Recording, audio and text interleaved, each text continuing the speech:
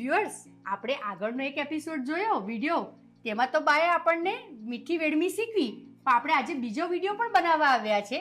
તો એ છે કઈ રેસીપી, તે આપણે બાને પૂછશું. બા, આપણે આજે કઈ બીજી રેસીપી બનાવવાના છે?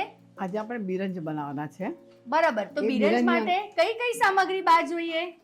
બાસમતી ચોખા, ચણાની દાળ, તજ, લવંગ ને એલચી, ખાંડ, દૂધમાં પલાળેલું કેસર, બદામ, કાજુ અને ઉપર થોડું આખું પણ કેસર અને નાખવાનું. બિરંજ બનશે કેમાં? વાસ્તુ કાવ ઘીમાં.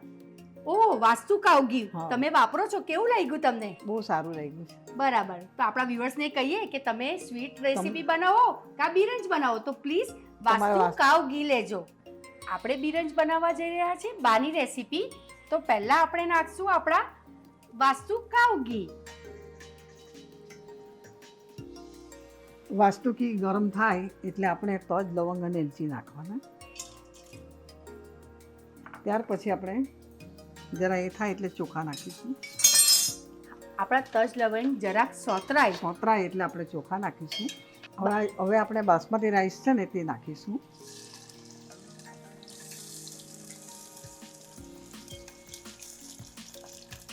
અને સાથે ચણાની દાળ નાખીશું. હવે એને સોતરાવા દઈશું. એને બી સરસ રીતે આપણે હલાવી લેશું.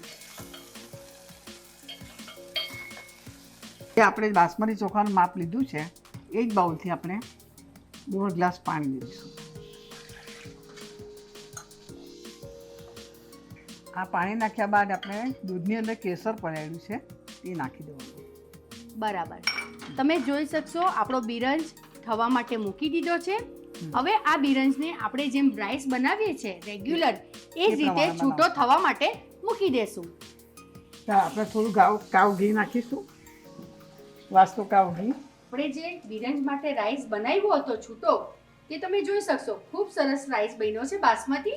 અને એને હવે આપણે વાસ્તુ કાવ ઘીમાં સોતરી લેશું. તો આપણે હવે આ રાઈસ આ હાંડીમાં નાખી દેશું. ત્યારબાદ એમાં ખાંડ નાખીશું. ખાંડ નાખશું. ત્યારબાદ ડ્રાયફ્રૂટ નાખીશું. આપણા ડ્રાયફ્રૂટના ટુકડા નાખી દેશું અને એને સરસ રીતે હલાવી લેશું.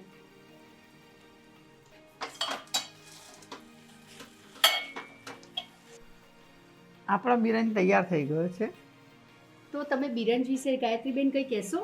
હા, સૌથી પહેલાં તો હું મારા મમ્મી માટે કહું કે મારા મમ્મી એ 78 યર્સના છે, પરંતુ કુકિંગના ખૂબ જ શોખીન છે. અને એમની જે ઓથેન્ટિક રીતે કુકિંગ કરે છે, તો મને થયું કે આપણે બધાને બતાવવું જોઈએ. અને ખાસ હવે આપણે બિરંજ માટે હું કહું તો બિરંજ એક પર્શિયન છે. દેટ મીન્સ કે ઇન્ડિયાના આ વાનગી નથી, પરંતુ એક પર્શિયન વાનગી છે. અને ઈરાનથી જ્યારે આપણે ત્યાં એક વખત માઇગ્રેશન થયું, ત્યારે ધીમે ધીમે આ બિરંજ આપણા ભારત દેશમાં પણ જોવા મળ્યો. અને જ્યારે તહેવારોમાં ફેસ્ટિવલ મૂડમાં હોય ત્યારે એક સ્વીટ તરીકે આપણા ઘરોમાં બનાવવામાં આવે છે. અને મારા મમ્મી એ ખૂબ જ સરસ રીતે બનાવે છે. એટલે મને નિકિતાબેનને કહ્યું કે આપણે આ બધાને બતાવવું જોઈએ કે આ ખૂબ જ સરસ વાનગી છે અને આપણા દરેક ઘરોમાં બનાવી શકાય એ રીતની વાનગી છે. લોકો સુધી પહોંચાડવાનો મોકો તમે આપ્યો Gayatriben, thank you so much. Thank you very much Nikitaben. અને આ જ રીતે આપણે આગળ પણ મમ્મીને જે કંઈ આવડતું હશે એ આપણે બધા લોકોને બતાવતા જઈશું. ચોક્કસ. તો વ્યુઅર્સ, આપણે આજે એમની પાસે 2 રેસીપી શીખવા છે, તો તે તમે આપણા વિડીયોમાં એન્ડ સુધી જોઈ શકશો. તો તેના માટે પહેલાં તમારે સબસ્ક્રાઇબ, લાઇક, બેલ આઇકોન દખીતી ડાયરીઝ બાય નિકિતાને કરવું પડશે, તો તમને આ બધા વિડીયો જોવા મળશે. તો ફરીથી એક વિડીયો સાથે મળીએ.